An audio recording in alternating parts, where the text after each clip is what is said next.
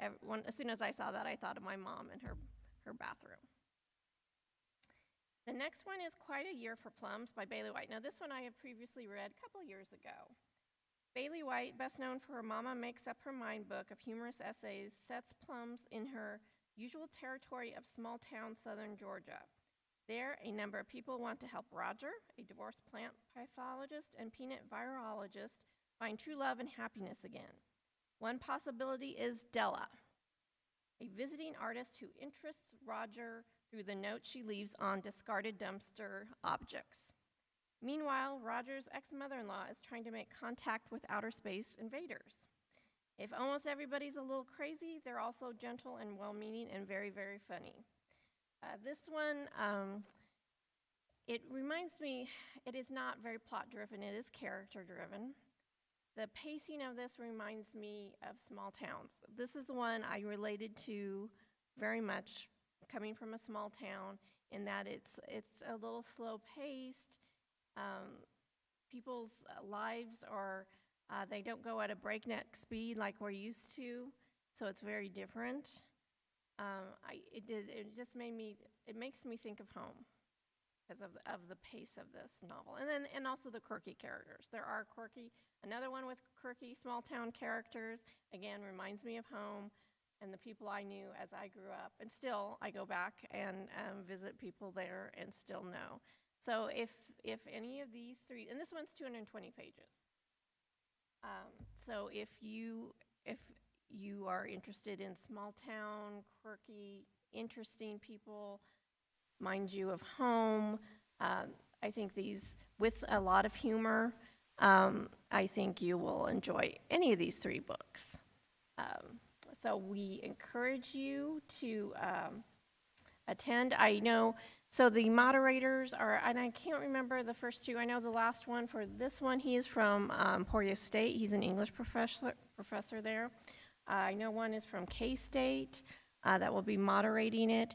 These will be held at the library that's in the 600 building, kind of straight back from the flagpole upstairs, and in our classroom there. You can also check out books from there. I have some books available if you want to sign up. I also will be available to have you sign up anytime and come in. And you don't have to do all three. You can do one or the other. Now, the first one with Walking Across Egypt, that'll be on the 19th of October at 2 o'clock. And we invite you to attend, discuss, even if, and I'll say this, because I'm a librarian. I'm a part of book clubs. I lead book clubs. I encourage you, even if you don't get the whole thing done, go ahead and come, because I'm sure you can contribute. Don't feel like it has to be all read, because you can still be a part of the discussion and still learn things and interact and have fun without reading absolutely the whole book. So again, I will have a sign-up sheet to check out the books back there if you want to come. And if I run out, definitely visit us at the library and we'll get you some books and get you started. Now, I should say too, the next two, I'm not actually, I know they're in November. I think November 3rd. Do you have it on the, oh, it's on the paper. Sorry, November 10th, Thursday, November 10th is How Elizabeth Barrett Browning Saved My Life. Same place, same time. And then Wednesday, November 30th is Quite a Year for Plums. That's at the end of November. At same place, same time, always at 2 in the L.W. Nixon Library here on campus.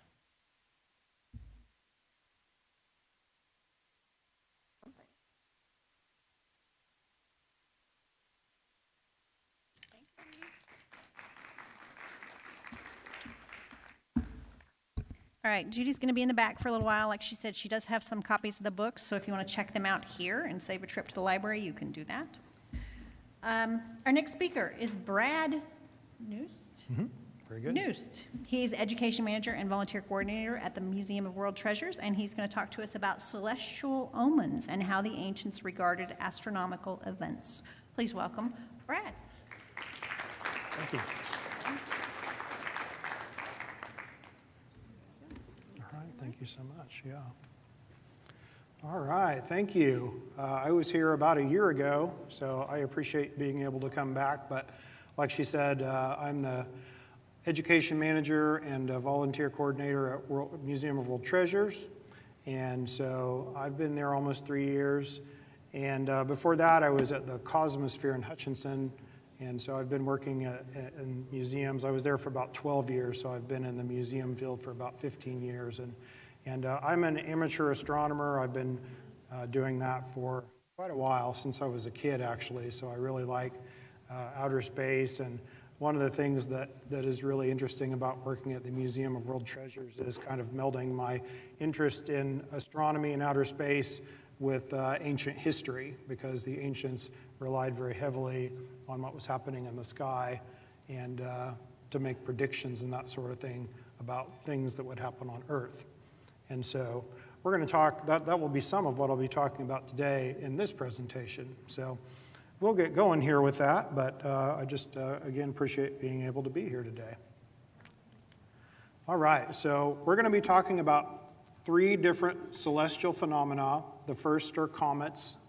The second one is going to be lunar eclipses, and the third one will be solar eclipses. And so kind of how this will work is I'll explain what each of these is and give you information about that. And then I will talk about how the ancients regarded these phenomena, sharing some stories from the ancient times. So first off with comets, does anybody know what a comet is? Does anybody want to take a crack at what they think a comet might be? Any ideas? Okay. Yes, sir.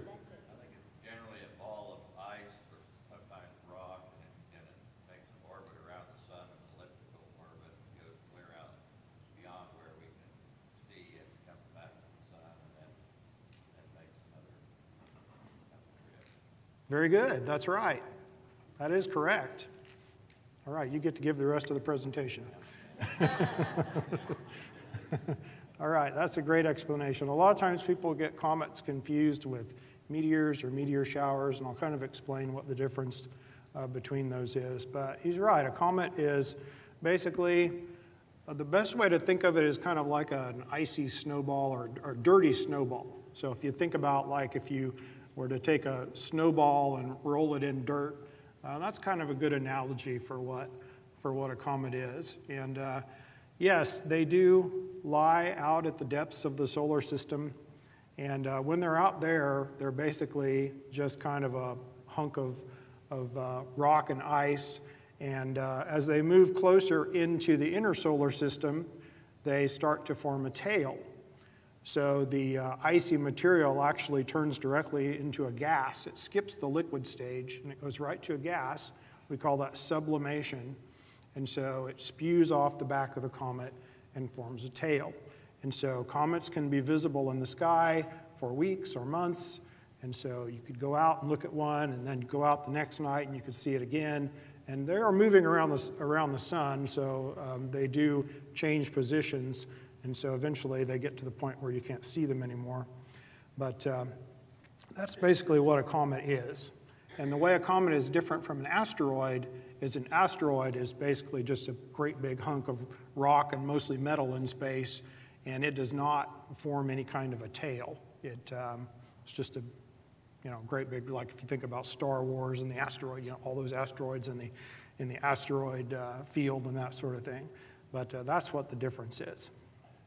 So we'll talk about the different parts of a comet here.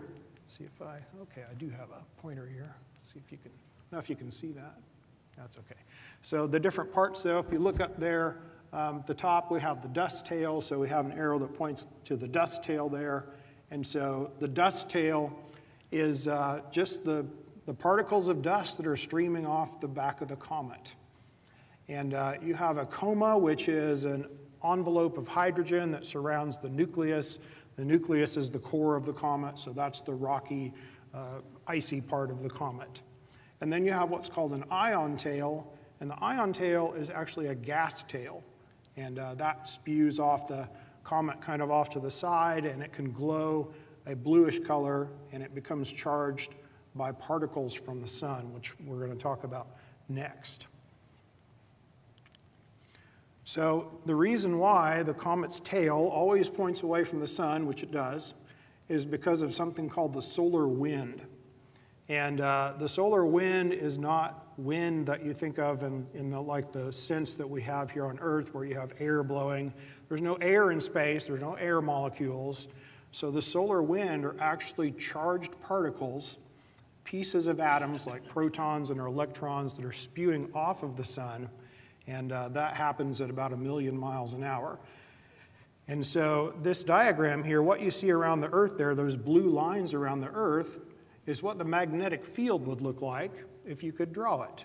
So we've probably all seen magnets and how the, like iron filings, and you can see the lines of magnetism if you do that kind of experiment.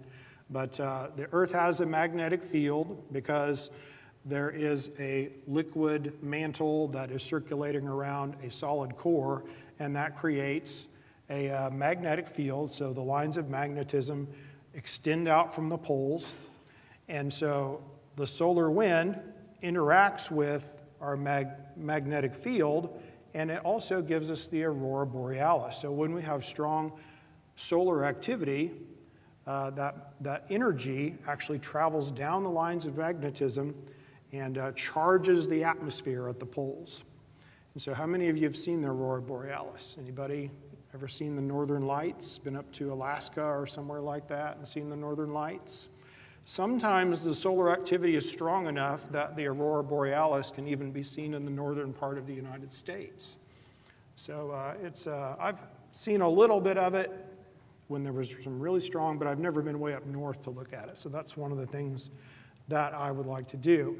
But the solar wind actually causes the magnetic field of the Earth to extend into a teardrop shape. So if you could continue to draw the lines on the other side of the picture there, they would actually extend out into kind of a teardrop shape because of the solar wind. So those charged particles traveling at about 1 million miles an hour. So when there's some really strong solar activity, scientists who are observing the sun keep track of that, and they can actually make predictions about how long it's going to take that solar activity to reach the Earth. And if it's strong enough, it could even cause power outages and that sort of thing. So it is something we do have to keep track of. But it's that solar wind is what causes that tail of the comet to extend in the direction away from the sun. So here in this diagram, you can see the blue gas trail extending away from the sun there. And those gases are literally charged by these charged particles from the solar wind that cause them to glow, kind of like the aurora. So you get this beautiful blue tail. The yellow part is the dust tail extending away from the sun. Comets orbit the sun in an elliptical orbit. And sometimes that orbit can be inclined with respect to the orbit of the planets. So you see how the Earth orbiting the sun there, and there the comet looks like it comes in from way up above and then goes way down below. There's no such thing really as above and below in space, but from the perspective of our orbit around the sun, that's how it would be. So very, very inclined. Comets are thought to originate in two places, the Kuiper Belt, which is just beyond the orbit of Pluto, and you have two different types of comets. You have short period comets and you have long period comets. And short period comets have an orbit of less than 200 years. And long period comets have orbits of more than 200 years and can even go up into the thousands or even millions of years. So there is thought to be a cloud of icy material where you have trillions and trillions of these comets called the Oort cloud, which would extend about halfway out to the nearest star. And so that's where your long period comets come from. And what's interesting about that is we know about a lot of these short period comets, the ones that are under 200 years, but long period comets can be very unpredictable. And you can get a long period comet, we could have one in the next 2 or 3 years that we just were not expecting. And it could be big and bright and beautiful and light up the sky. And so you just never know when you're going to get one of these comets. I have a couple of examples that I'll talk about here next. So here are some bright comets of recent history. And so the first one is Comet Mcnaught of 2006. And this is one that I never got to see. And when I was doing this, a little bit of research here, I thought, how did I miss that one? Because that one is really bright. You can see it's a beautiful, beautiful long tail. And I thought, how in the world did I miss that? And it is because it was only visible in the southern hemisphere. So that is why. And sometimes comets are so bright that they can even be seen during the daytime. And this is probably one of those that might have been able to be seen during the daytime. So you can see it's real. Look at the tail, how it extends, and it kind of fans out into that wispy shape there. So the next one over here on the right is the Hale-Bopp Comet. Now that one was in 1997. Did any of you happen to see the Hale-Bopp Comet? Anybody? Good. Yeah, I did. In fact, I went out and photographed it. And so it was a very, very exciting thing to be able to see. This is the best comet I've ever seen in my lifetime. And so it was very easily visible with just your eyes. And you can see the blue ion tail kind of up there, up above there. Very, very pretty. But this one got some attention. I don't know if maybe you remember this news story, but there was a cult called the Heaven's Gate cult. And the cult leader had convinced his followers that there was a spaceship behind the Hale-Bopp Comet, and they all committed mass suicide, believing that they would go and be on this spaceship and live eternally there. So comets do create that sort of thing, and so that's kind of one of the things that we'll be talking about here too. But Comet Hyakutake from 1996, so we had two great comets that were just about a year apart. So Comet Hyakutake was not quite as bright as Hale-Bopp was, but it was still nevertheless a good comet. And one of the things I want to point out about these two particular comets, Hale-Bopp and Hyakutake, was they were both discovered by amateurs, amateur astronomers. And so Hale-Bopp was actually discovered by a guy with the last name of Hale and the last name of Bop simultaneously. And so they both submitted their findings to the astronomical organization, and so they had to give credit to both of them because they couldn't decide, who found it first and that sort of thing. So they called it the Hale-Bopp Comet. But there are people that are out there hunting for comets. Hyakutake was also an amateur astronomer, and he was using a large pair of binoculars when he found that comet. I just want to show you an example here. These are a pair of my binoculars here. These are some big binoculars that are really good for astronomy. And these have about a 3-inch lens. And I have a tripod for these because they're really heavy. To try to hold them up, your arms get really tired really fast. But the ones that Hyakutake used when he discovered that comet, they were about twice the size of these even, just some great big binoculars. And binoculars are really good for comet hunting because they have a really wide field of view. You can see a pretty good sized area of the sky as compared to a telescope, which zooms in more and gives you a smaller field of view. So these are really good for scanning the sky. And so when these people are looking for comets, they're looking for anything that is moving against the background stars from night to night. And so they look at star catalogs to see what known objects are there. And then they try to find things that just little dots that are moving. They look at it one night, look at it the next, and they notice, hey, this thing has moved. And that tells us, and then they check all of the listings of things that might be visible in that area. And if it's not on that list, then it's probably a comet or it could be an asteroid. Okay, so Comet West of 1976, this one was a little bit I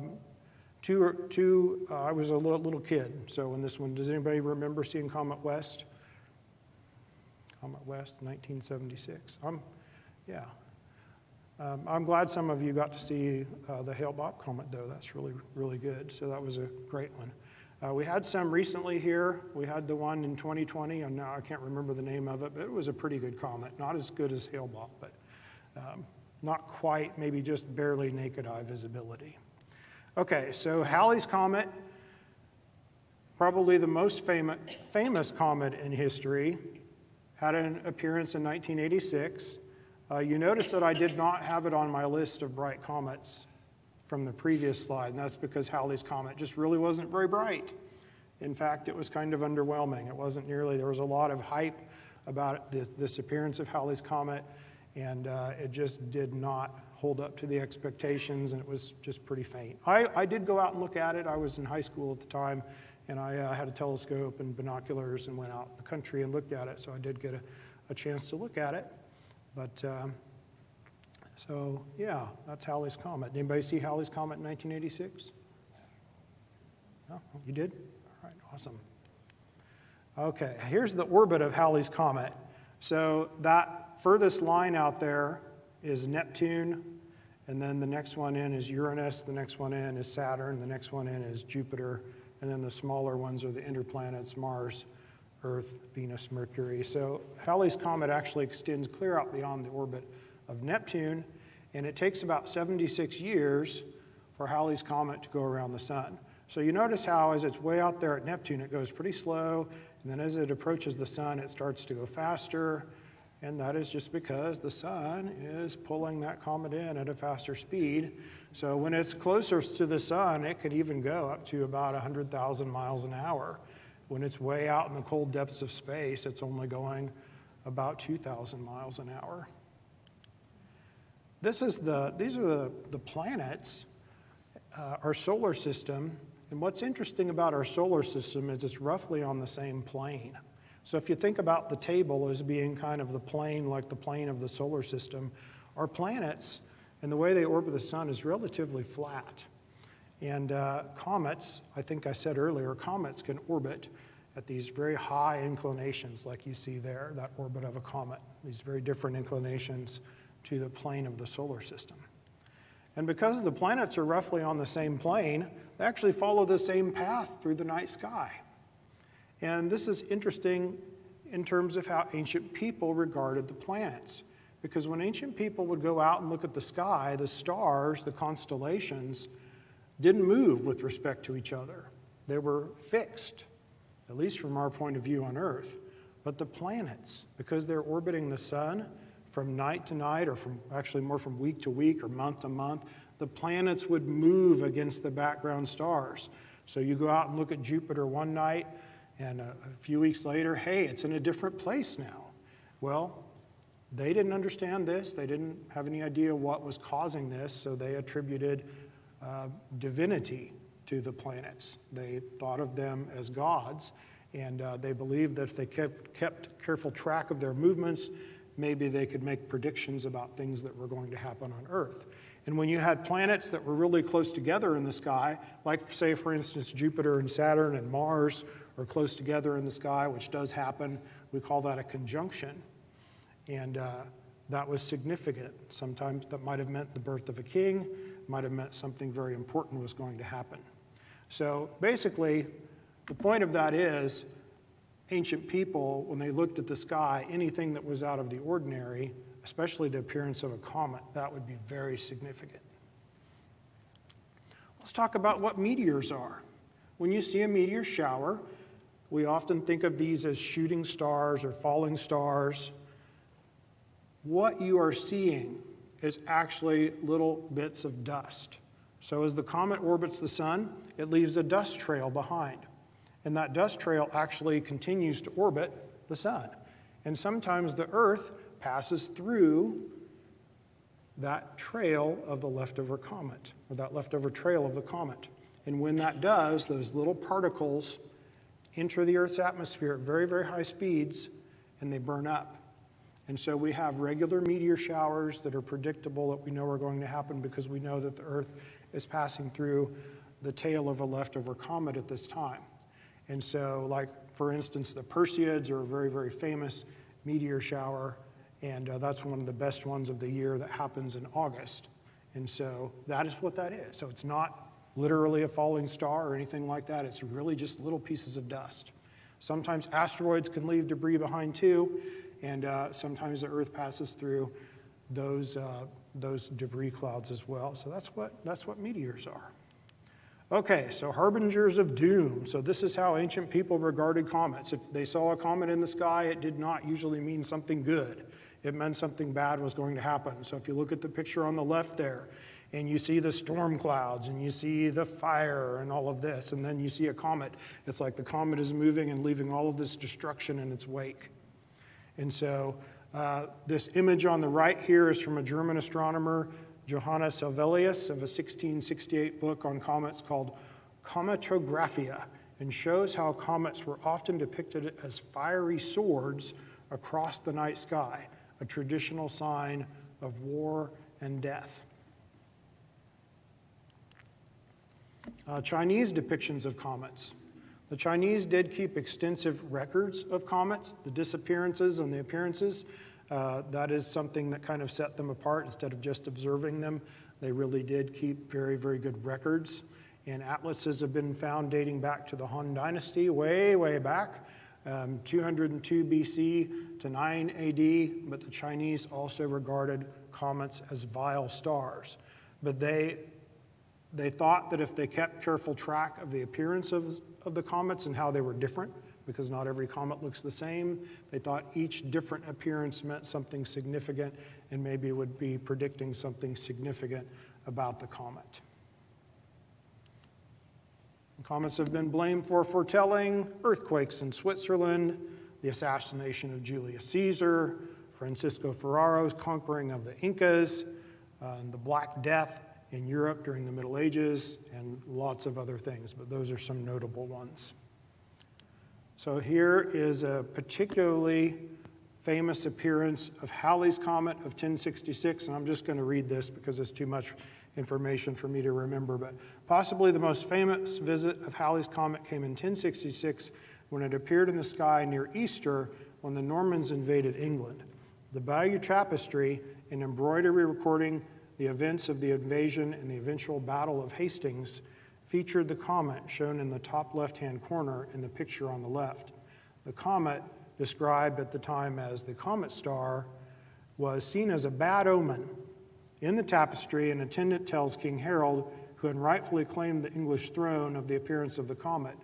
It was believed that the comet was a sign of God's wrath at Harold and would prove to be unlucky for him, as the empty boats at the bottom of the image would return with William's fleet to remove Harold from the throne and claim it for himself. Harold was killed by an arrow in his right eye in the Battle of Hastings in September and October of that year.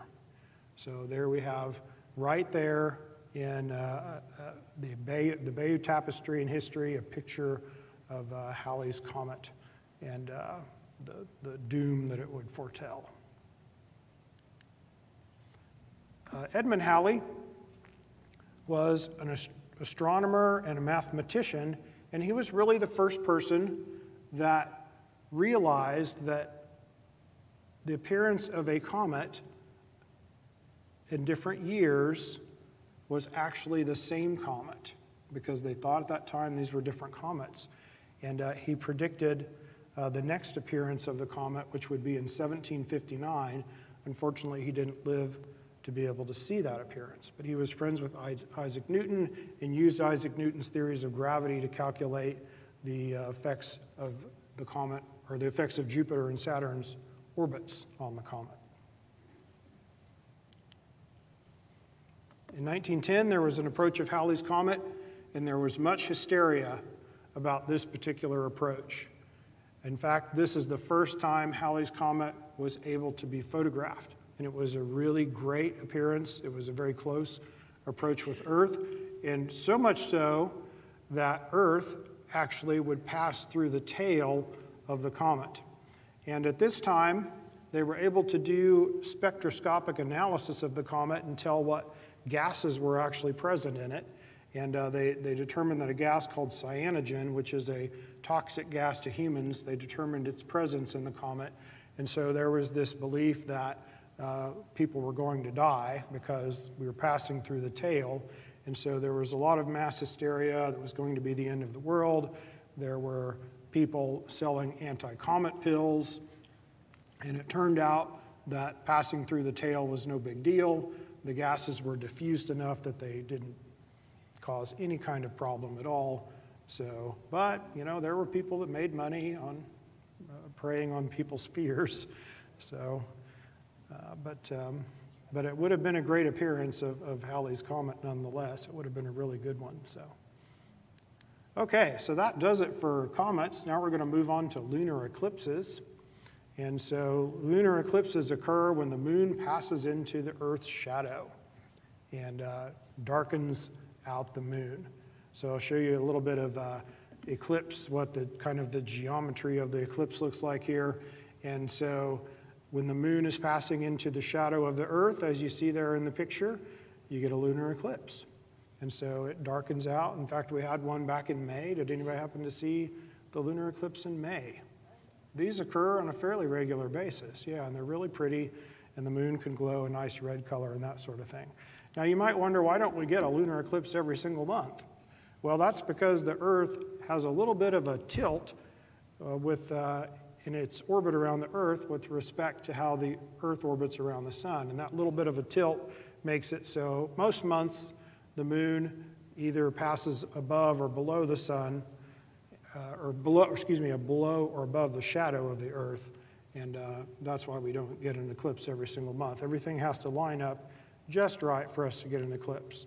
So here's a very sped up version of the lunar eclipse. So eclipses generally take 3 to 5 hours, and so there you see it passing into the Earth's shadow. It kind of glows a red color, and then it passes out. Now that red color is really very pretty, and I'll explain what that is.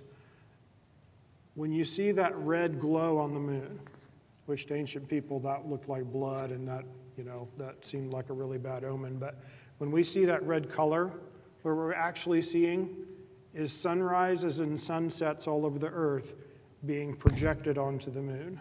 So you're seeing our own sunrises projected onto the moon. Now, if you could be on the moon, and this image here is just an idea of what it would look like if you could be on the moon and look at the Earth during a lunar eclipse. If you look back at the Earth, you would see this red glow around the Earth. And those are all those sunrises and sunsets. And so that's really pretty neat. And that makes me, I don't know, it kind of gives me the little tinglies, you know, when I go out and realize, wow, those are all of our sunrises and sunsets. It's nothing to be afraid of. It's just really neat, and it's very beautiful. All right, so that's a little bit about a lunar eclipse. Now, lunar eclipses, because the Earth has a pretty big shadow that it casts out into space, and when the moon passes through it, quite a few people on Earth can see it. So they can be seen on entire continents. And solar eclipses are different because they're only seen in a small area. But we do have a lunar eclipse coming up on November the 7th. And so I think that one is an early morning eclipse. So that one was one you'd need to get up. I don't know if 2 or 3 in the morning, somewhere in there. The great thing about this one back in May is it was an evening eclipse, so you could just go outside. A lot of times it seems like you have to happen in the middle of the night. You have to go out in the middle of the night to see them. I don't know about you, but I like my sleep. So how did ancient people regard the lunar eclipses? Well, the people in Mesopotamia believed that a lunar eclipse was the moon being attacked by 7 demons. And the attack was more than just one on the moon. However, for the Mesopotamians linked what happened in the sky with what happened on the land.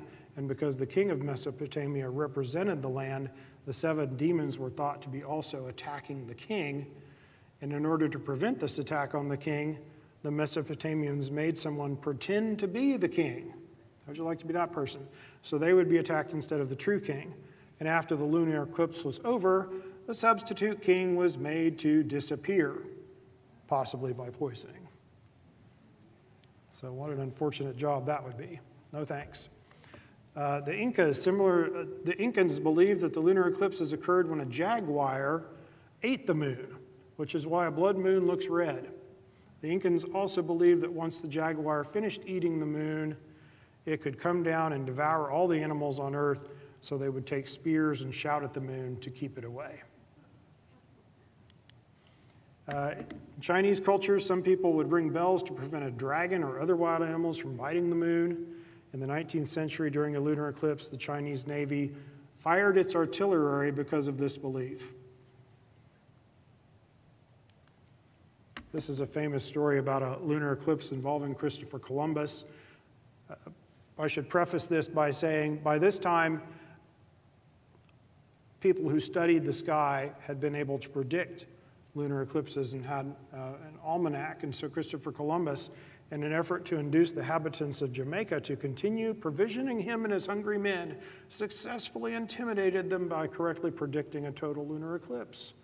March 1st, 1504. Some have claimed that Columbus used the ephemeris of the German astronomer, I don't even know how to pronounce that name, but Columbus himself attributed the prediction to the almanac by Abraham Zacuto. And so he basically said, hey, if you don't feed my hungry men, I'm going to make the moon go away. And then it happened, and they said, oh, we better listen to this guy. He can make the moon go away. All right. So let's move on to solar eclipses now. And so solar eclipses happen when the moon passes in front of the sun and blocks it out. And what's interesting is the moon and the sun are about the same size in the sky. The sun is 400 times further away than the moon, but it's also 400 times bigger. And so because of that, they have about the same apparent size in the sky, which is just a really weird and interesting coincidence. But the moon can pass in front of the sun and create a shadow on the earth. And that is what happens during a solar eclipse. And so I love this next picture because this is the shadow of the moon from space. So if you're in that shadow, you are seeing a solar eclipse. So we had a solar eclipse in 2017. Did anybody happen to see that one? Okay, we have several people that did. Great. I went to Atchison, Kansas with a group. I was at the Cosmosphere at that time, and we had a group that went to Atchison. They had an event there at the airport. And we got to see it, but it was really difficult to see because it was cloudy.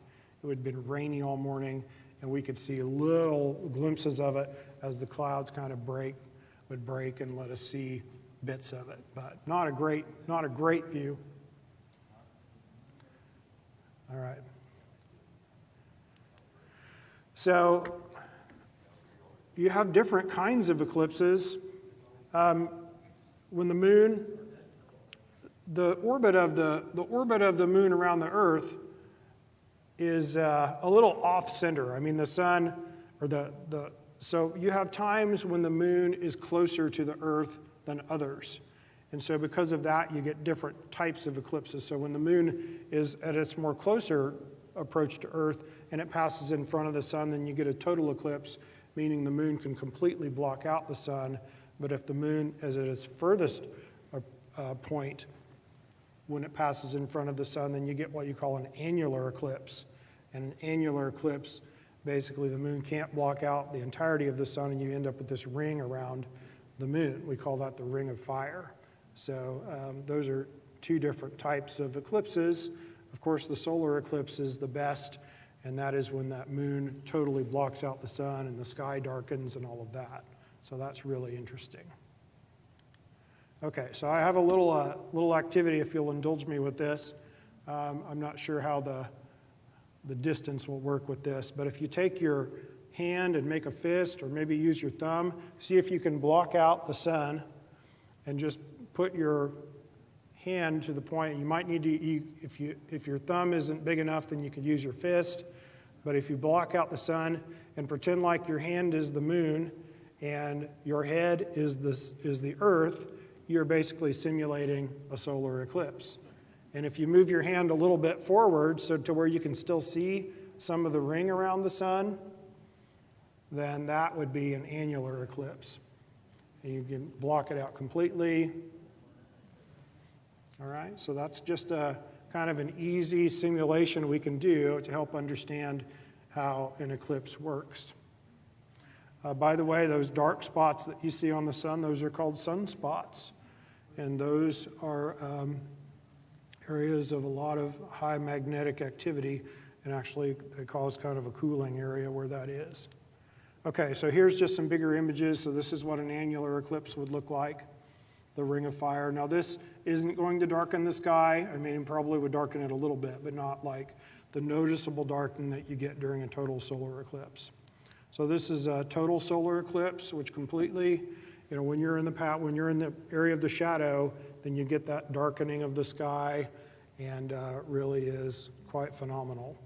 That kind of wispy white stuff that you see emanating off the sun there, that's actually the outer atmosphere of the sun called the corona.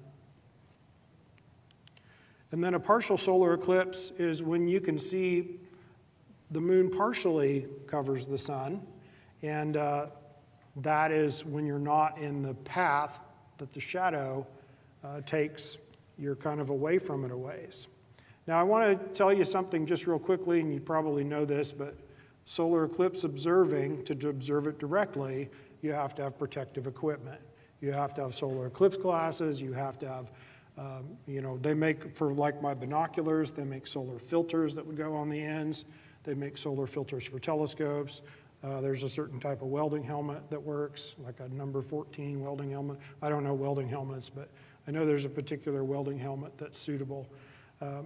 Again, you can't look at it directly, obviously, because the sun is so bright, and you could damage your eyes doing that. Okay. So here is the path of the solar eclipse from 2017, and this went down through the United States. It went a little north of Kansas City. So if you were in that line, in that shaded area, you would have seen a total solar eclipse. So seeing one does usually require, unless you happen to be fortunate enough to live within that area, it does require a little bit of travel. For that one, it wasn't much travel for us here in Kansas, so that was kind of nice. Let's just talk a little bit about how the ancients regarded solar eclipses.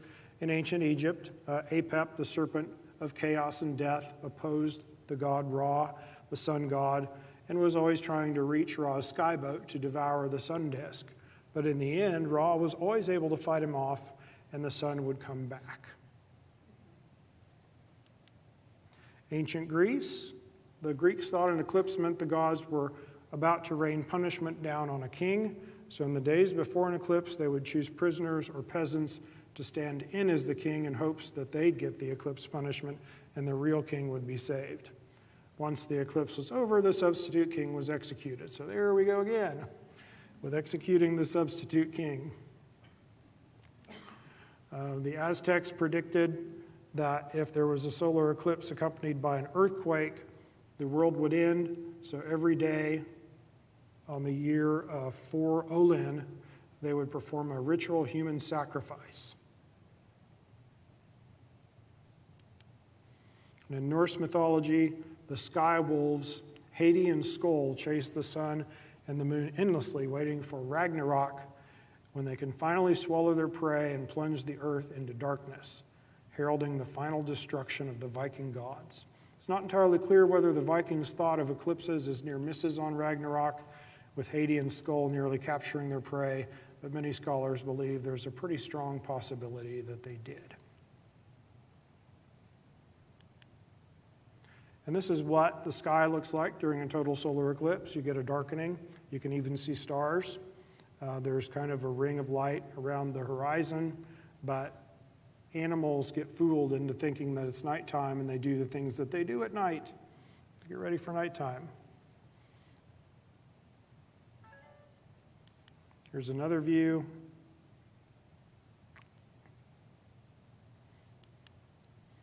These are the paths of recent eclipses and eclipses coming up. So the total solar eclipse on the top, so that was the one we had in 2017, so that one's already passed. The one stretching down through the southwest, down through New Mexico, Texas, looks like Utah there. That is an annular eclipse, and that one's in October of 23. So that one will be next year, about a year from now. But if you want to see that annular eclipse, you'd have to, if you want to see the whole ring of fire phenomenon, you'd have to be in one of those areas along the path there.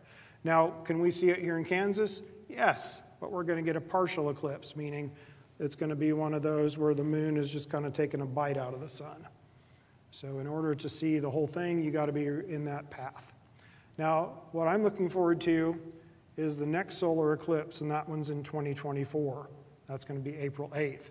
And that is the one on the bottom there that is stretching up through Mexico, through Texas, through Arkansas, up through Missouri, so up to the northeastern United States.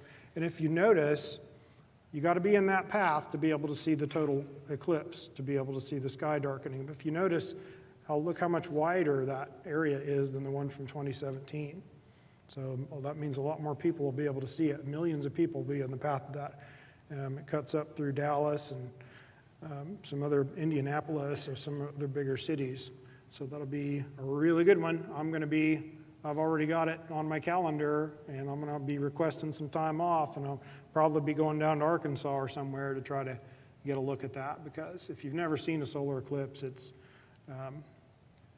just an unforgettable experience. So, and I need a redo because I had a lot of clouds and stuff at the one that I saw back in 2017. So here's another view of that path, a better view. There you can see 2024, April 8th.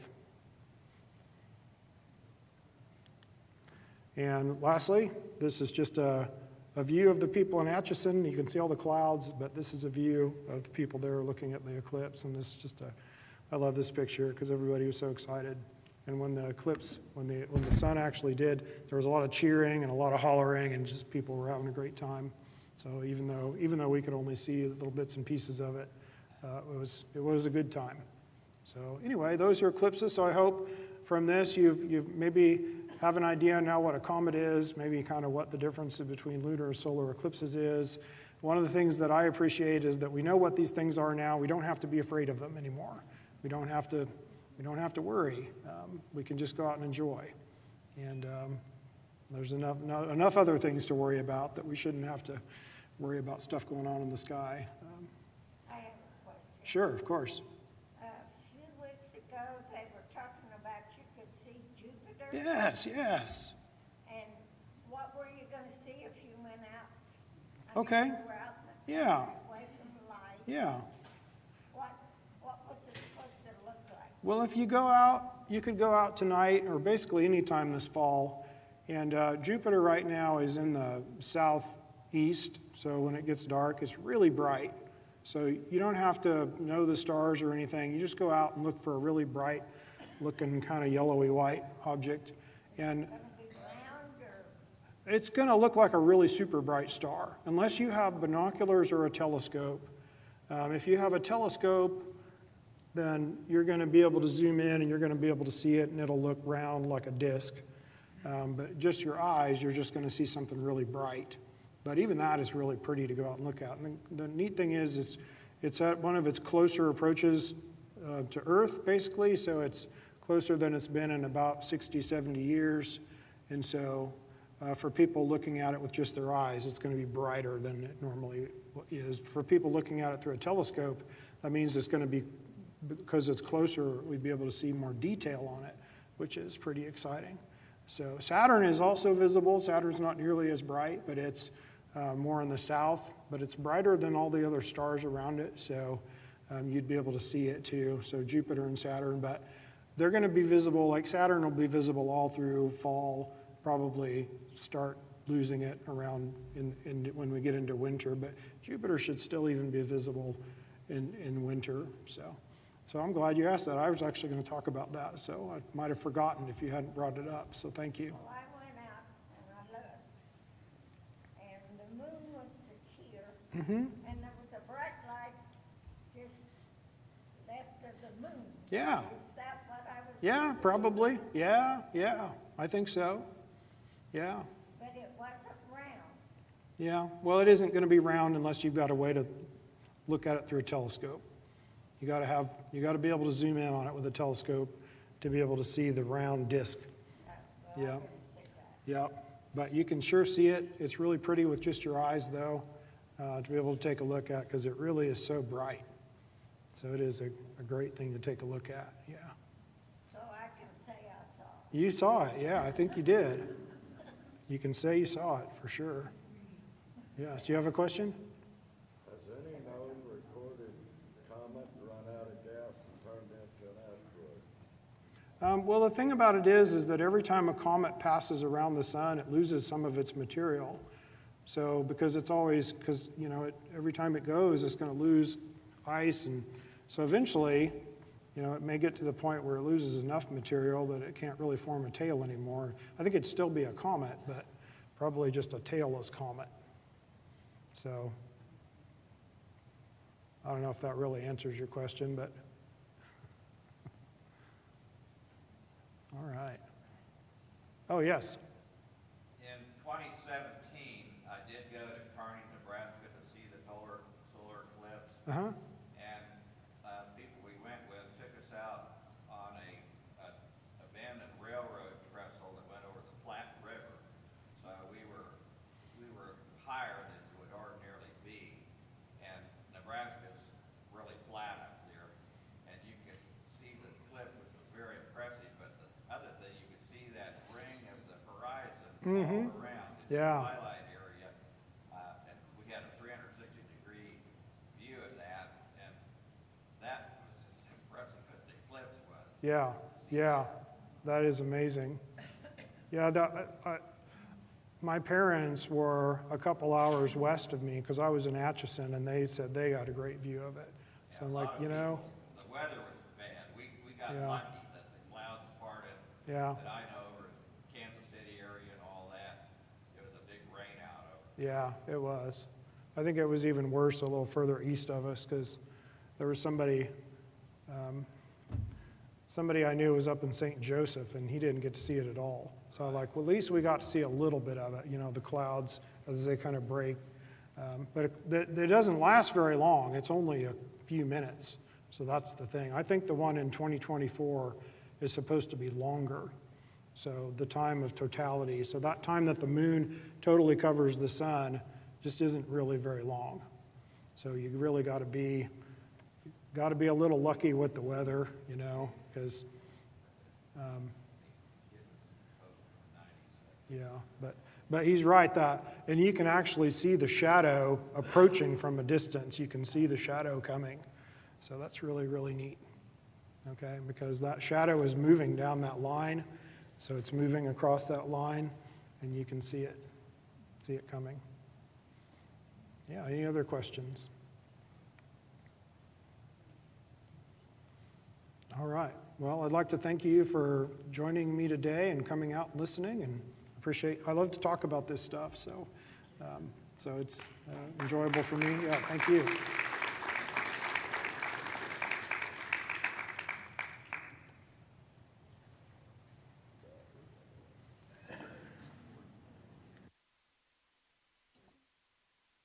All right, it's 10 o'clock now. We're going to take about a 10-minute break, and then we'll be back with our second speaker. Yes, they are. Yes, they are.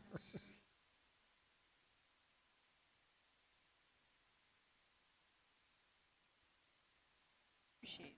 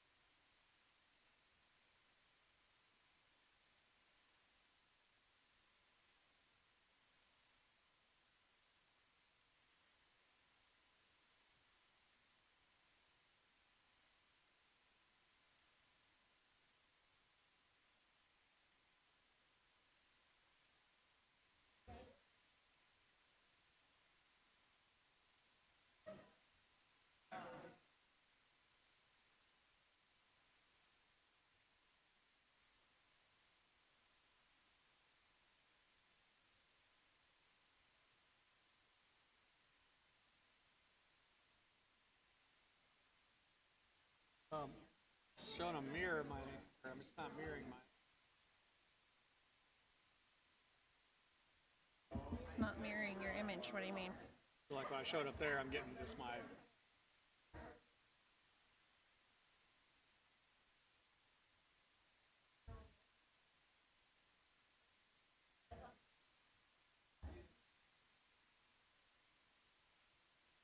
We just need to switch the screens. Well, so I need to come over here to.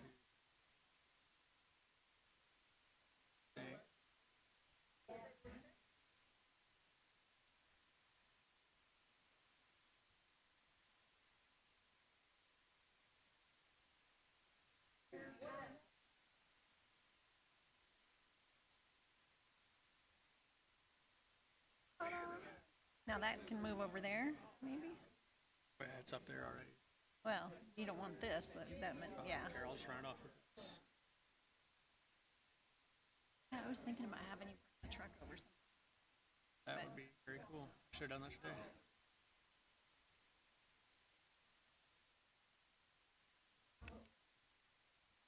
What are you talking about? Athletic streaming? You're supposed to sports, like what's going to happen, football, house volleyball, okay, doing all that stuff. But it's I will do that too. all right. Okay. I know that we talked about Tyler Nordman coming. That's what I sent out in the newsletter. Well, Tyler had a conflict, so now we have Matt Jacobs. Matt is in charge of our Butler Community College YouTube channel, right? TV station. And he helps a lot with athletics and streaming. So he's going to talk to us about fall sports and what he does with the sports and the streaming, and the students get to take part in that and learn from it. So welcome, Matt. Hello. All right, so you were promised an athletics update, I understand. And for those of you who don't know me, I was the Associate Athletic Director for 13 years here at Butler. Before that, some people over here may remember me from my time with the El Dorado paper, writing sports. That was a whole other lifetime ago.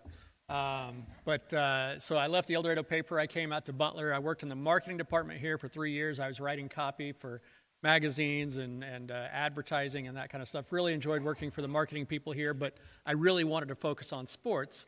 And luckily enough, they created a position here at Butler as the Associate Athletic Director, and I was able to focus on doing media and that kind of stuff for all the sports.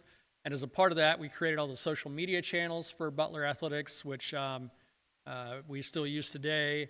And we also started to really pioneer getting into athletic streaming, which means putting the games live online for viewers to check out from anywhere in the world. There was a whole lot of trial and error that went into that. But today we've got a production that we're really proud of. And I'll talk about that. That's the bulk of what I'm going to talk about. But I know that you want to know about athletics. Our football team is coming off a tough loss on Saturday. We went to Hutchinson. There in the first quarter, we kicked a pair of, we were getting field goals. They were getting touchdowns. In the end, they won 27-19 over us. It's our second loss of the season. We're 3-2 on the year right now. We have a game on Saturday against a team called McDougal Technical Institute. It's a prep school from Florida that's driving all the way up here to play a game on Saturday. They were supposed to be here 2 weeks ago. They canceled because they had some COVID protocol stuff. I honestly didn't think they were going to reschedule the game, but they did. So they're supposed to be here at 11 a.m., so get some breakfast and get out to the stadium and come check that game out. Bryce Veneri is in his first year as our head coach. If you've not met him yet, you're missing out. He's really young and dynamic, and the players really love playing for him. He's put together a really positive staff. Maybe if you were at the scholarship dinner on Thursday, he spoke at that. He's just a really charismatic, really energetic guy, and we're really lucky to have him leading our program. Volleyball team, you may or may not know, they went to the Final Four last year. It was a really historic season for Butler Volleyball. They're having another very good year this year. They're ranked again in the national poll. Today, as a matter of fact, they will be at Halley. Halley is the number one ranked team in Division II volleyball. We are ranked in the top 20 in Division I volleyball, so it should be a very good matchup at 3:30 down at Halley today, and then we play somebody else later on in the evening down there. I don't remember who.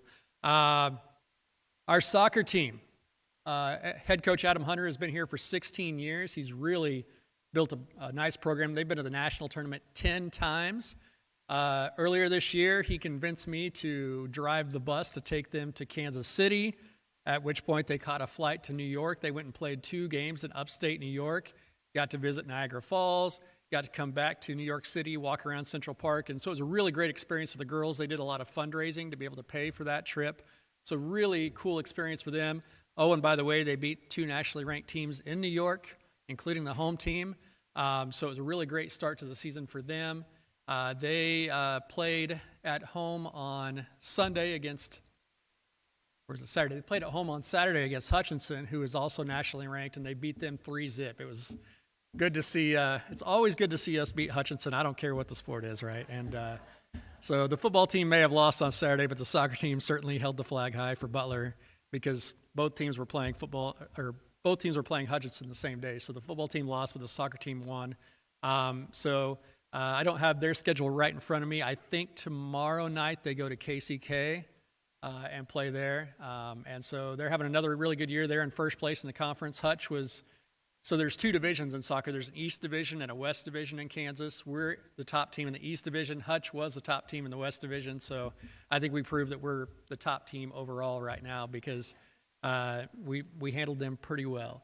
So that's kind of a look at the team sports. Cross country is off to another great year. They have a really outstanding runner named Rogers Rordatich, and he's from Africa, and he is blowing people away. He went to a big meet in, I think it was in Arkansas this past weekend, or maybe it was Missouri. But either way, he finished 5th out of like 350 runners. So he's really good. He's a very entertaining young man, too. So if you ever get a chance to meet him, that would be a treat for you. But that's a look at our fall sports. October 1st means the start of basketball season in terms of basketball practice. So they are now starting to really get after it. Their first games of the season will be November 1st and 2nd. So it gets to be that crazy time in November when all the fall sports are still going on and the basketball start up, and it's very busy, but it's also a very fun time. Not to forget about baseball and softball. They've been playing their fall schedule, which doesn't count for anything really except for practice. But the softball team, every year they go places and play really cool people. Like they go to Arkansas, they go to Oklahoma State, they go to KU.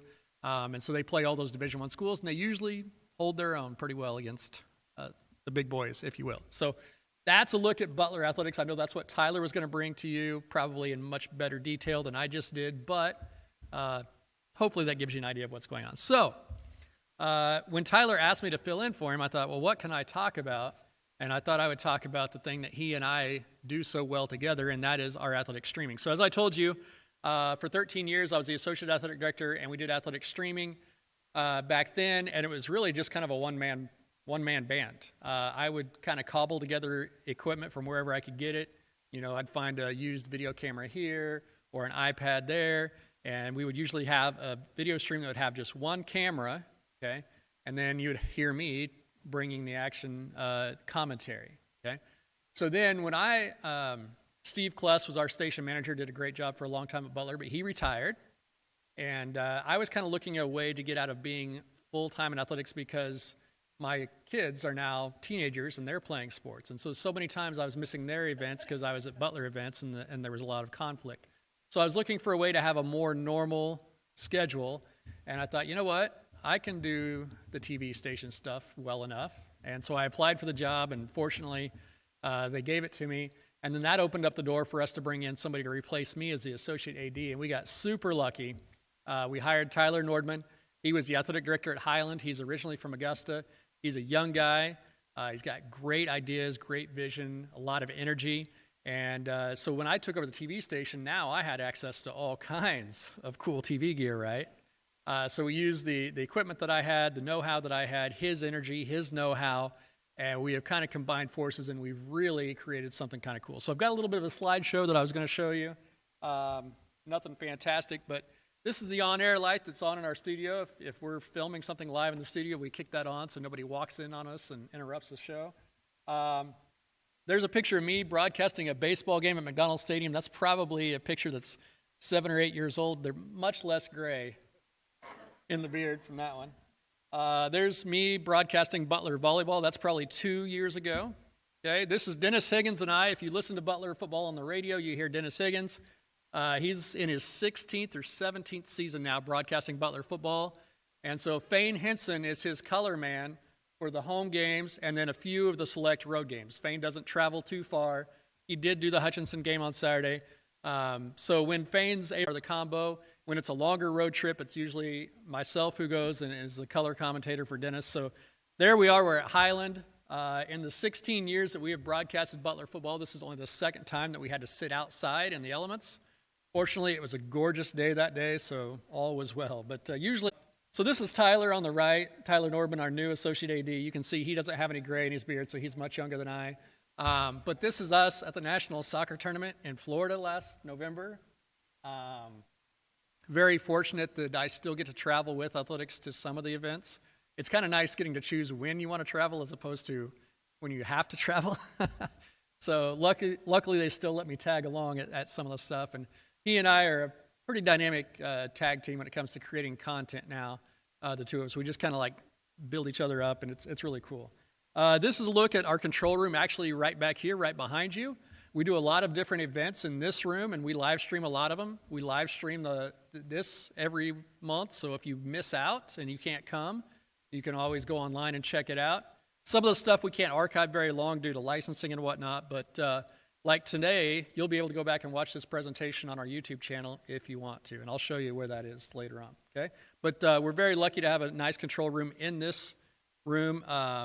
We've really upgraded what we've been able to do in the past 2 or 3 years. Bill Young is our director of IT. He's also the mayor of El Dorado, so he's a guy who knows a lot about a lot. But he's my boss. I work in IT, and he has really equipped me with the tools that I need to do more and more live streaming. And so the fact that we now have a live control room in this building is pretty awesome. This is a look at the control room inside the football stadium, BG Products Veteran Sports Complex, where we do obviously football, soccer, track and field, but that's also where graduation is held. We've had some other various community events that we have live streamed out of that control room there. There's me in the control room. That's my very first day running an event as a TV station manager. So I'd done it for about 8 years as associate athletic director, and then this is my first time, and I'm giving a thumbs up because I had no idea what I was in for. It turned out okay. This is my control room again, and so these are some of our students here in the purple shirts.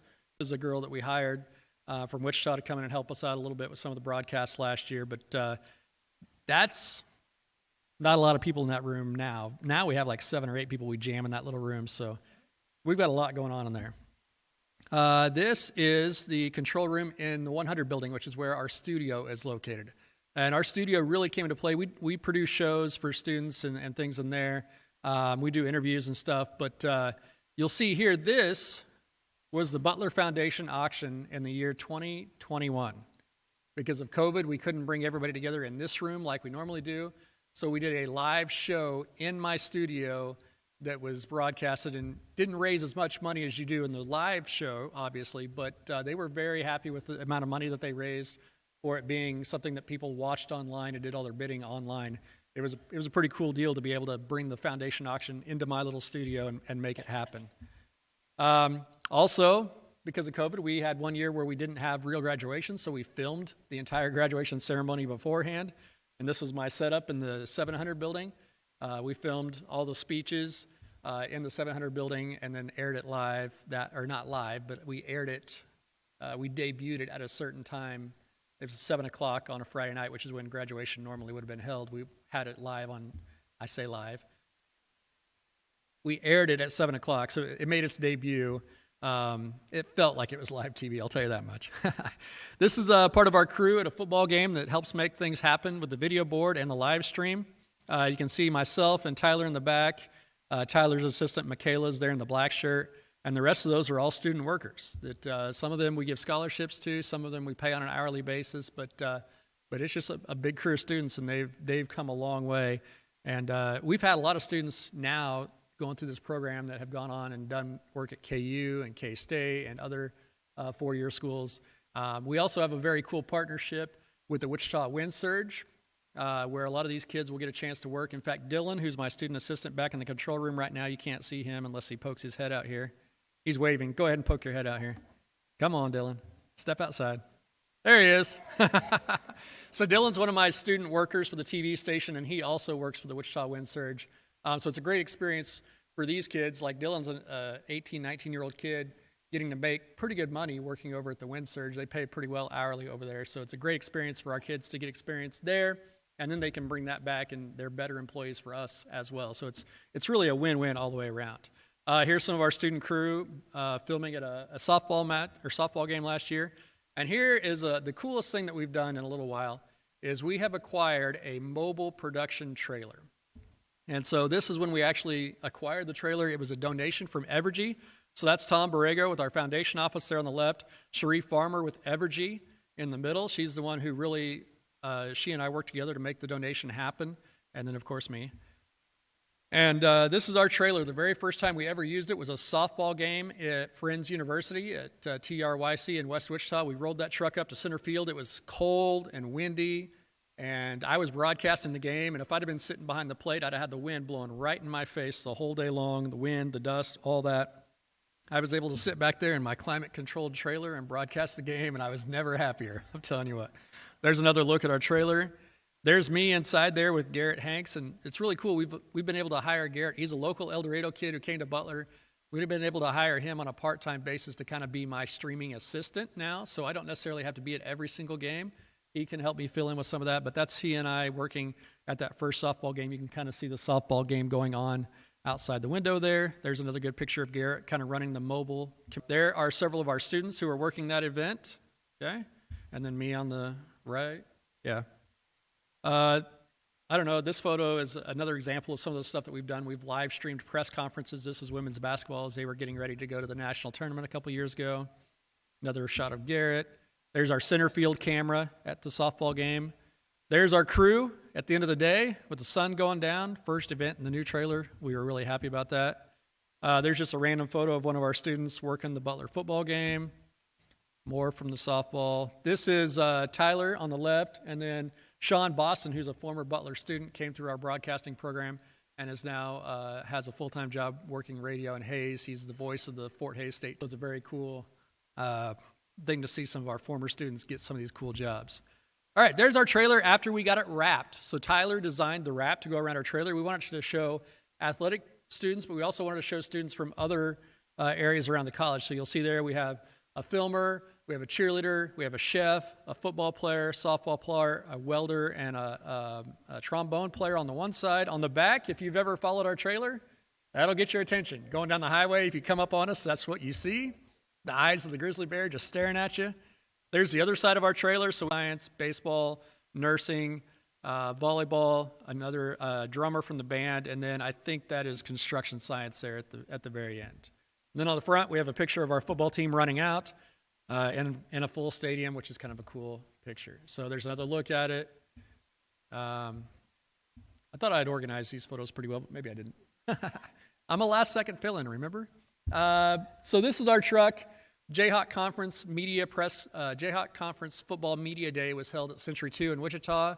So, of course, knowing that all the other schools in the conference were going to be there, I had to roll my trailer up there and show it off. It got some comments, I'm telling you what. There's Tyler and I with the trailer outside of Century 2. And then something really cool happened. Jillian Carroll, who was a host with Good Day Kansas, said, you know what, I'm going to come out and I want to see your trailer and I want to do a story on your trailer.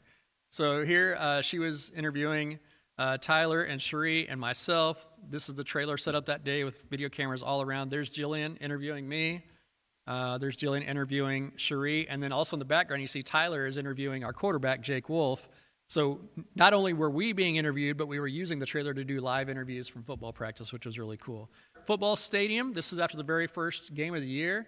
We had a live post-game press conference with Coach Veneri. And you can see there were a lot of people in the room to take in that press conference. So this room is really cool. It's our interview room, but it also is our equipment storage room. So we just got these new black cabinets all the way along the back and put all of our stuff in there, and it's very clean. It looks really good. Tyler is the king of organization, and I'm very thankful because I am not very organized. There's another look at students inside of our control room. This is the football game at Independence just a couple of weeks ago that we broadcasted. So they are there working in that. Logan, the kid standing up with the hair, He's from Circle High. Mason, the kid sitting down, is from El Dorado High. So again, very hyper-local. We're really trying to train up the local students and give them opportunities. There's our trailer in front of the Independence Stadium. And there's what it looked like on TV from where I was broadcasting from. You can see I have a monitor so I can see what's being broadcast. And then I have my actual view of the game. And I believe that's all of that. I wanted to show you this clip. I hope the sound works. Oh, maybe not. Hold on. Hold on. I'll make this happen.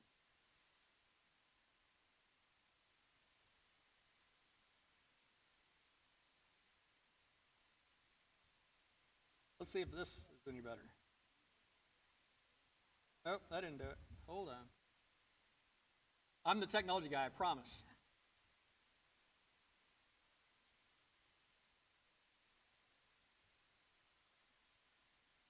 Not for sure which one of these things will do it, but, well, that's display. I don't want display. I want sound. We probably don't want to send it out to the ag facility. They probably wouldn't like that.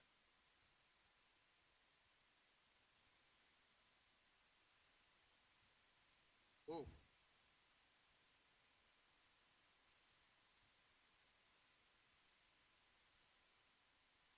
Yep, let's just do it this way. I promise I'm technologically inclined.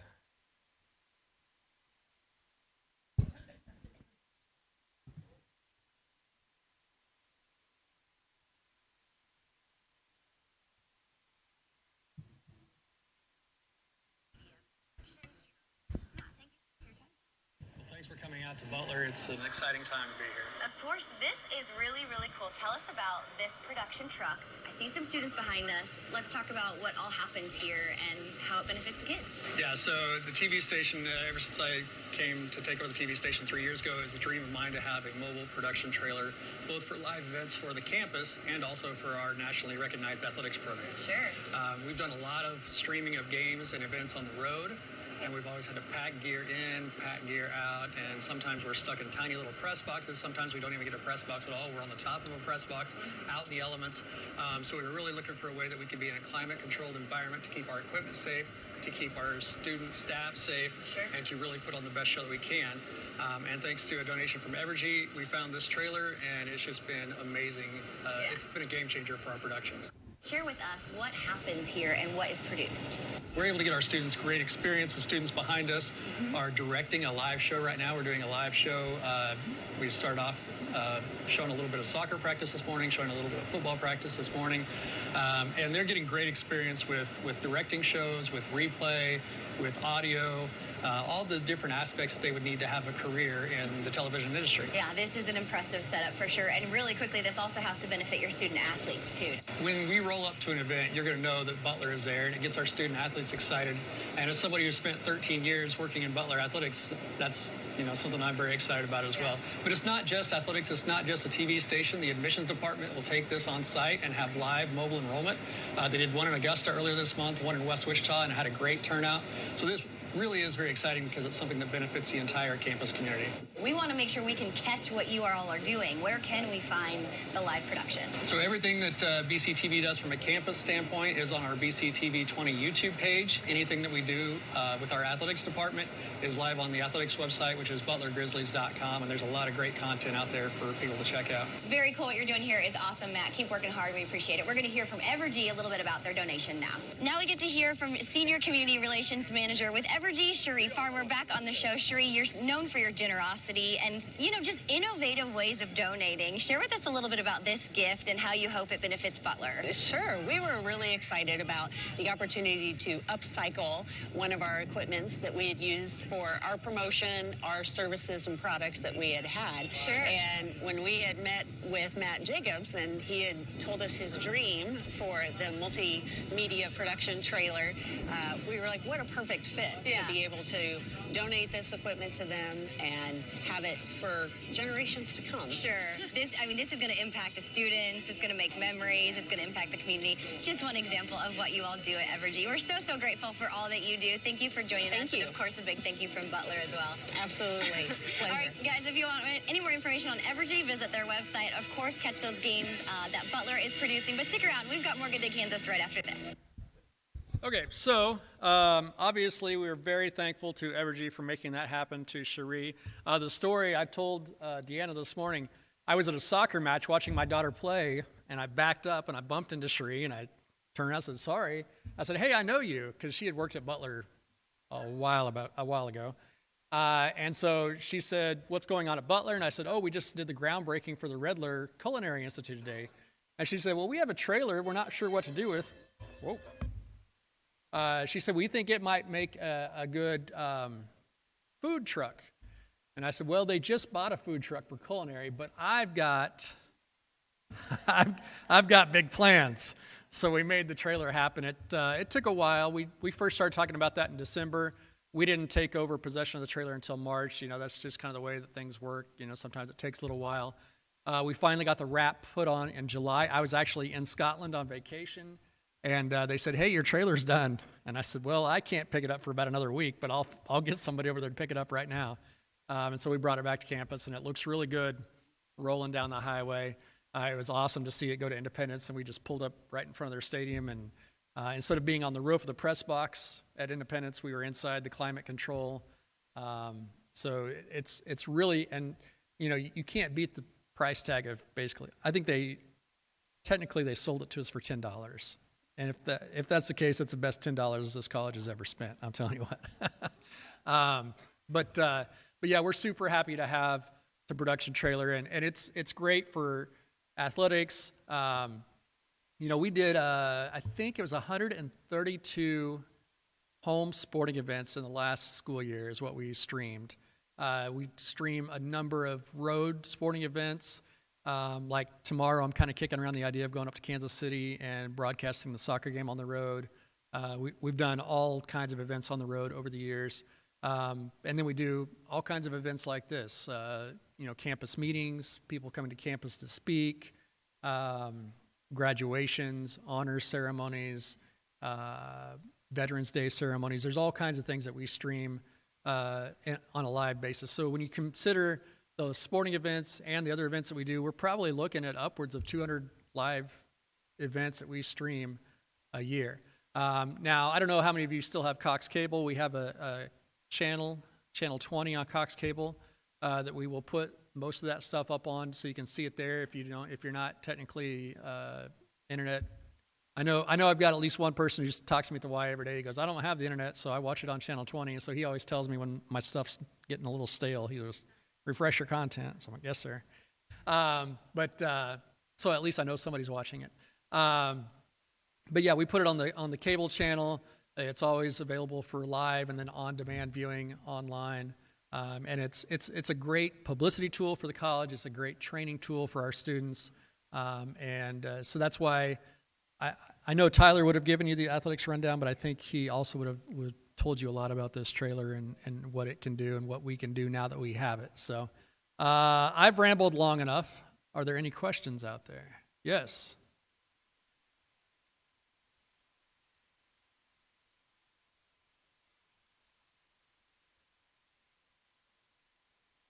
Yeah, so and this is a great debate. The question is, or not necessarily a question, but the fact that there's no cost to watch our events.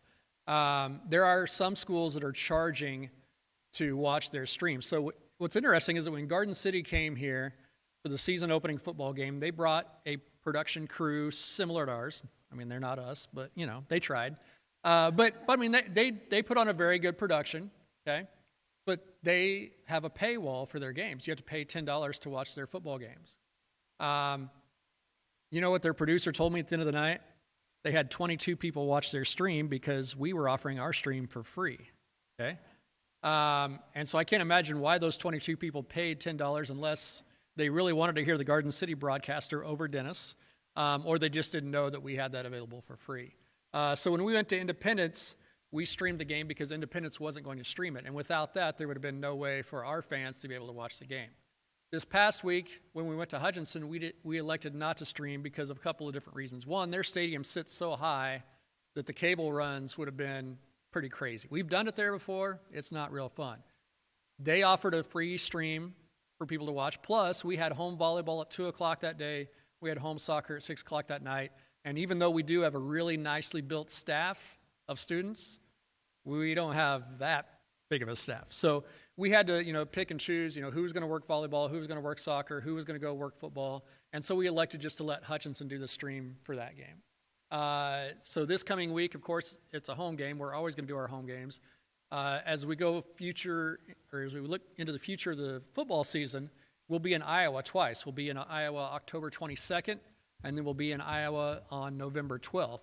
And the truck will roll up to Iowa both those days, and we'll stream those games. So as much as I'd like to say we would stream every single event that we do, sometimes it's just not feasible. But we've always felt it's more important for our product to be available, and that's why we don't charge for it. Plus, we're kind of hoping that as we continue to build this, we'll get enough advertising revenue that would make up for subscriber revenue. Because, if we charged and I'm sure we would get more than 22 people to watch a stream, but that's $220. You would like to think that we could sell enough advertising to cover that and then some. And so that's kind of the model we've gone with. We want people to see it as opposed to necessarily having to pay for it. Anybody else?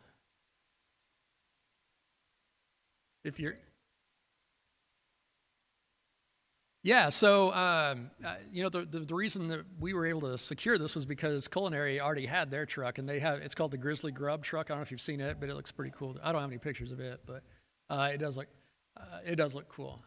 When we had the Redler ribbon cutting ceremony, we had the food truck sit here, and I call it my trailer. It's not mine, but it's my baby.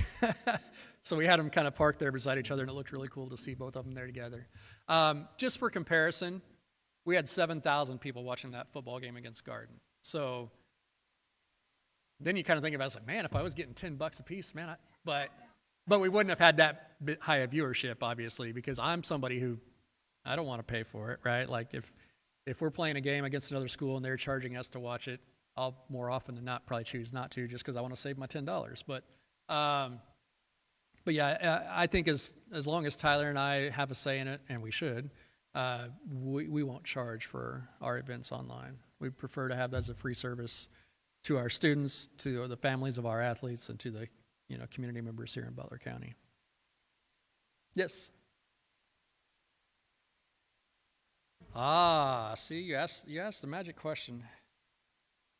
I knew there was one more part of my presentation here that I hadn't gotten to. Okay, so is it coming back up? Did I lose it? So if you go to butlergrizzlies.com, there's a tab right across the top that says Watch. And if you click on that tab, it'll bring up whatever the next game will be. So our volleyball team is playing at Halley, and I don't want to admit this, but I will. They're probably the one production house in the conference that beats us. They have a professional crew that they have hired, and they pay a lot of money to this professional crew to come in every year and put these events on, and they do a fantastic job. So as much as I want to be number one, I would say right now we're probably a close number two to these guys. They really do a fantastic job. But our volleyball team is playing down in Cali today, and so that's going to show up. What's really cool is that our conference has a conference-wide streaming thing, and so if we tag somebody in our contest, it'll show up on our streaming page, or if they tag us. So since Cali is putting on the broadcast, and I don't know why my internet has frozen now. There we go. So because we're playing at Cali volleyball today, and Cali's broadcasting it, and they have tagged us in the broadcast, it'll show up on our network, okay? So butlergrizzlies.com, and then just click on this Watch tab up here. What's really cool about this, too, is if you come down here, you'll see live and upcoming events, but you can watch any game that we've put on the last couple years and on demand. So you could go back and watch the football game if you want to, but I don't imagine you want to. You could watch our soccer win over Hutchinson. Let's see. I was broadcasting the volleyball match versus Pratt right before I went to Hutch. We've also started doing these really cool post-game interviews, and I'll see if I can pull one up. Oh, this is really cool too. On certain Wednesdays, we have started to do live coaches shows from Willie's Sports Bar downtown, and that's really been cool. So let me see if I can pull this up for you real quick just to show you.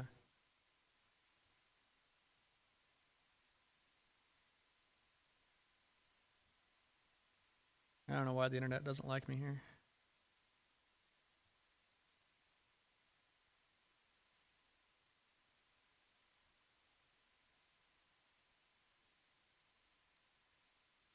At some point, maybe. I work in IT. I should probably talk to my people about this.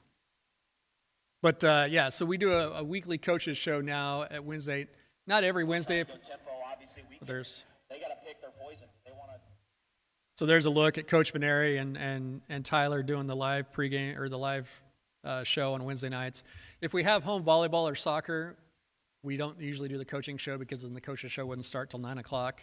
But if we don't have a home event on a Wednesday, we'll have this live from Willie's, which is really cool. So that's all the sporting events are at Butler Grizzlies. Now, if you want to watch something else, like believe it or not, I can actually go click on this and watch myself right now, which will be kind of scary. But we're live streaming this event right now. And so it's showing you what I was just showing you. But it should come back to me at some point.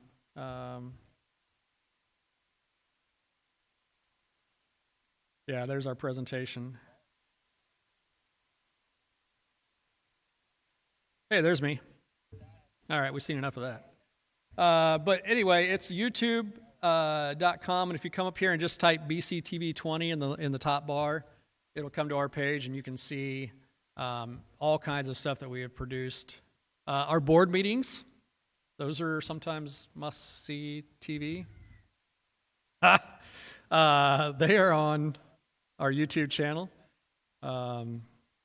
So yeah, you can see the board meetings. You can see all kinds of stuff that we produce. If I go to videos down here, it'll kind of show me just a whole list of things. So like the ribbon cutting that we did for the culinary, it's on there. Board of Trustees meetings, nurses pinning, graduation, all kinds of stuff shows up in here. So that's pretty cool. Any other questions?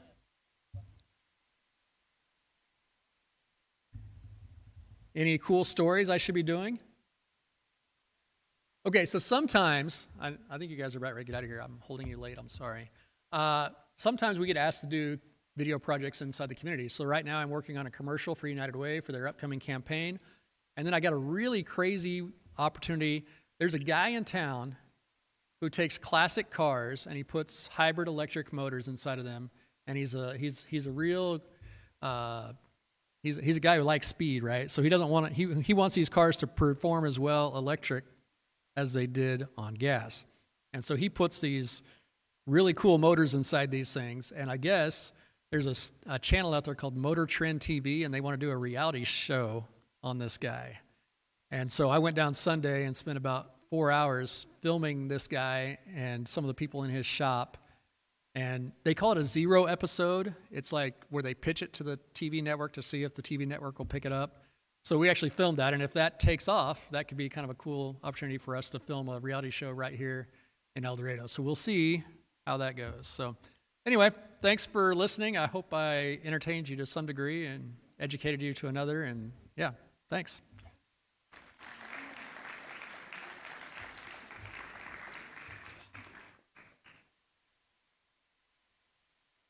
Thank you, Matt. That was very good. Nice last-minute substitution. We appreciate it. All right, next meeting is actually November 1st. Typically, we fall on the first Tuesday, which is Election Day, but I guess Election Day is the second Tuesday I don't know. But so we don't have Election Day this time on the same day as Life Enrichment. So I hope to see you all again on November 1st. Thank you so much for coming.